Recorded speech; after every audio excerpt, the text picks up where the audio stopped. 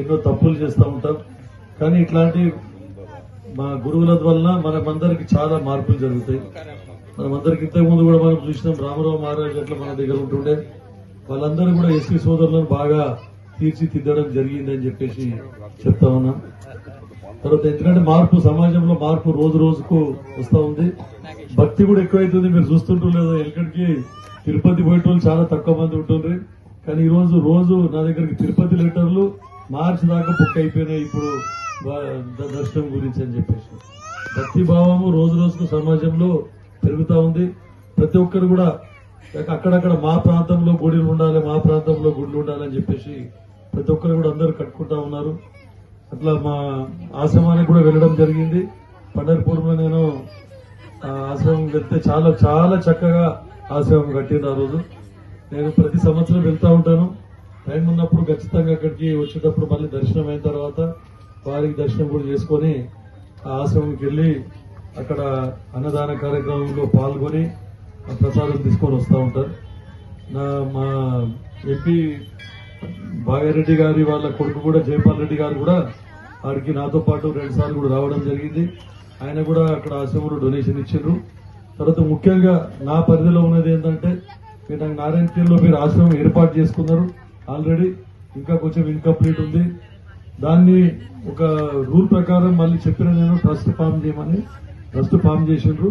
దాన్ని లీజ్ తీసుకునే విధంగా ప్రభుత్వంతో మనం ప్రయత్నించి కలెక్టర్ గారికి చెప్పి సీసీఎల్ఏకి పోయి రావాల్సి వస్తుంది ఫైలు.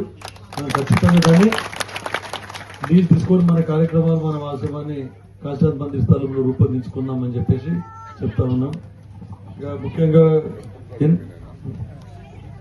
ఎన్నోసార్లు మనం దీనికి కూడా పోయినాం. మనం ఇది అంతర్గమ ఆశ్రమం కూడా పోవడం జరిగింది.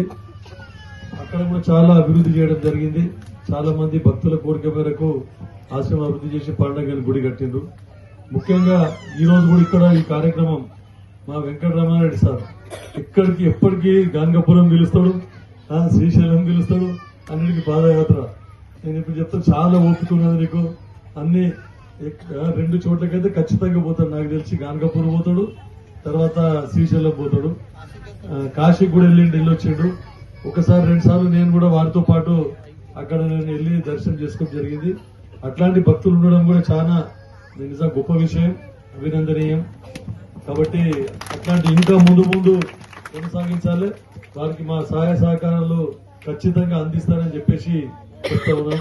తర్వాత ముఖ్యంగా మా గురమ్మచంద్రరెడ్డి సోదరుడికి 1 గుంట భూమి అక్కడ ఆశ్రమంకి ఇచ్చినందుకు నిజంగా సభాముఖంగా మీకు అభినందిస్తా ఉన్నాను. నేను ఇక మీకేం అడగలే అంటారు, మీరు అడగకున్నా సరే నాతో నేనంత నేను కూడా ఆశ్రమానికి నాతో నేనంత సహాయ సహకారం అందిస్తానని చెప్తూ ధన్యవాదాలు అందరికీ నమస్కారం. ఇండియాలో ఎన్నో నడుస్తుంది.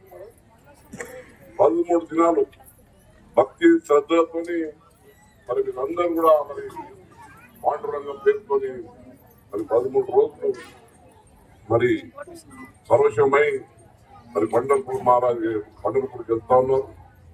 మరి అన్ని విధాలుగా మేలు కావాలని మనం కోరుకుంటూ, ప్రాంతానికి మంచి కావాలని కోరుకుంటూ, దాంతో పాటు ఆశ్రమం మా నారాయణగేట్లో కూడా సాయినాథ్ మందిరం పెట్టిన స్థలం ఉంది. దానికి అన్ని విధాలుగా మా సోదరుడు శాసన సంజయ్ రెడ్డి గారు చెప్పినారు. తప్పకుండా మా అందరి సహకారంతో ఎండోమెంట్ సంబంధించి మీకు లీజ్ కావాలా, లీగల్గా ఏ విధంగా కావాలో అన్ని విధాలుగా తప్పకుండా ఎండోమెంట్ మినిస్టర్ గారితో కానీ అధికారులతో మాట్లాడి మరి ఆ కార్యక్రమం కూడా ఆయన చూద్దాం. దానికి మనం నిర్మాణం కోసం కూడా మా వంతు సహకారం ఏం కావాలా మీరు చెప్పండి, అన్ని విధాలుగా మనం సహకరిస్తాం.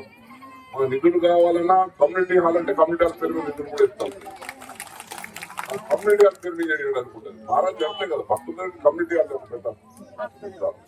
అన్ని విధాలుగా మా ఇద్దరు సహకారం ఉందని కూడా పని చేసుకుంటూ మా నారాయణఖేడ్ రామ మందిరం కూడా పునర్నిర్మాణం చేస్తున్నామమ్మా. దానికోసం మనం చూస్తున్నారు.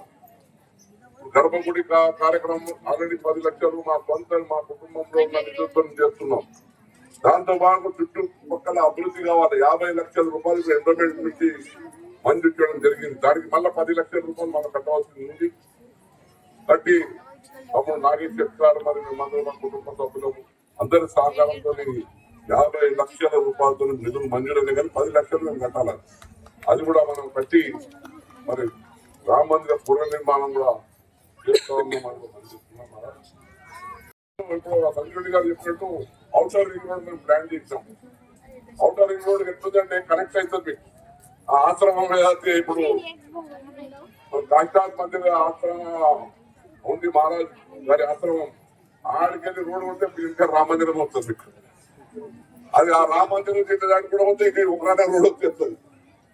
అంటే మీకు అన్ని విధాలుగా రేపు రోడ్ అవుతున్నది, మరి అన్ని విధాలుగా రేపు డాంబర్ రోడ్ కూడా ప్రతిపాదన పెట్టినాం మనం. అది కూడా మరి పక్కా రోడ్ అవుతుంది. అంటే ఆశ్రమం నుంచి రామ మందిరం రావడానికి మీ సౌకర్యం ఉంటుంది. ఆడికెళ్ళి మళ్ళీ ఈ ఒకనాడు వరకు వచ్చేదానికి కూడా మరి రింగ్ రోడ్డు సౌకర్యం ఉంటుంది. ఇవన్నీ కూడా మీకు అన్ని విధాలుగా సౌకర్యాలు చేస్తామని కూడా మీకు పనిచేస్తాం. తప్పకుండా ఆ దేవుని ఆశీర్వాదం, పాండవుని ఆశీర్వాదం మనందరి మీద ఉండాలి, మన ప్రాంతం మీద ఉండాలి. మనందరం ఆయుర ఆరోగ్యాలతో క్షేమంగా ఉండాలని కరణ్ మహారాజ్ గారి ఆధ్వర్యంలో కార్యక్రమం చేస్తున్నందుకు ప్రత్యేక ధన్యవాదాలు. ఇప్పుడు మన నారాయణ ప్రాంతంలో కొన్ని 1000 మంది వార్తాలు వెరీ డిసిప్లిన్ వార్తాలు అంటే అన్ని విధాలుగా మా కరణ్ మహారాజ్ గారి ఆధ్వర్యంలో క్రమశిక్షణతో దేవుని కోసం అద్భుతమైన భక్తులు అందరికీ మరాఠీలు పాడతారు, తెలుగులో వస్తేనే మరాఠీలు పాడలు, దేవుని పాటలు పాడతారు. ఆ విధంగా మా కరణ్ మహారాజ్ గారు ఈ ప్రాంతానికి ఒక క్రమశిక్షణ, దేవుని క్రమశిక్షణ నేర్పిన మహాత్ముడు మా కరణ్ మహారాజ్ గారు. తప్పకుండా చాలా సంతోషం. ఎందుకంటే 1000 సంఖ్యలో ఉన్న భక్తులు లక్షల్లో కూడా ఉన్నారు. గత 2 సంవత్సరాల కింద మేము అందరం కూడా పండరపూర్లో ఆశ్రమ నిర్మాణ ఇనాగ్రేషన్ అందరం వెళ్ళాం.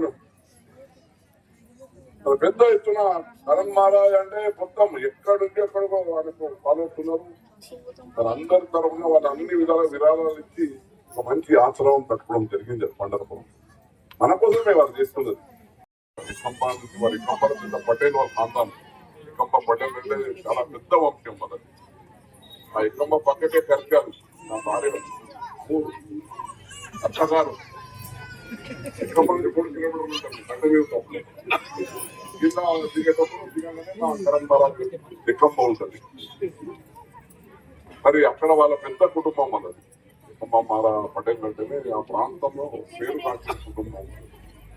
మరి మా కరణ్ మహారాజ్ గారు ఈరోజు మా నారాయణ ప్రాంతాన్ని గతంలో మా చిన్న కీర్తి రాజ్ కుమార్ శెట్కర్ గారు నేను ఎప్పుడు కూడా ఆయన కరణ్ మహారాజ్ గారి అడుగుజాల్లో మరి పండర్పూర్ భక్తుల కోసం మరి ఎప్పుడు కూడా మా రామ మందిరంలో కార్యక్రమాలు చేస్తుండేవారు.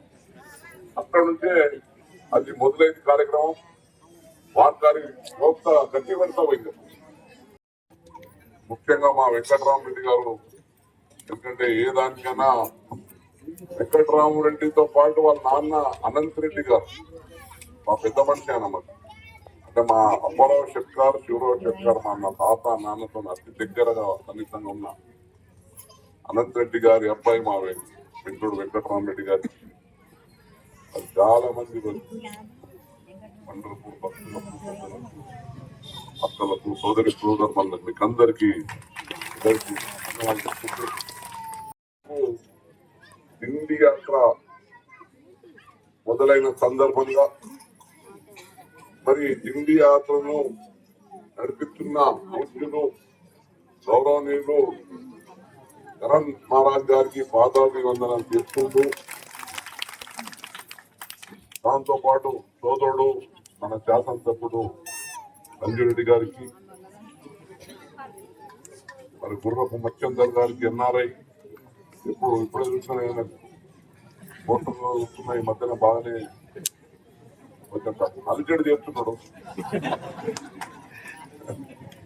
తర్వాత సోదరుడు అప్పారావు షెట్కర్ గారు, మరి శ్రీనివాస్ గారు అల్లుడు, మరి మా అవధూత్ మహారాజ్ గారు,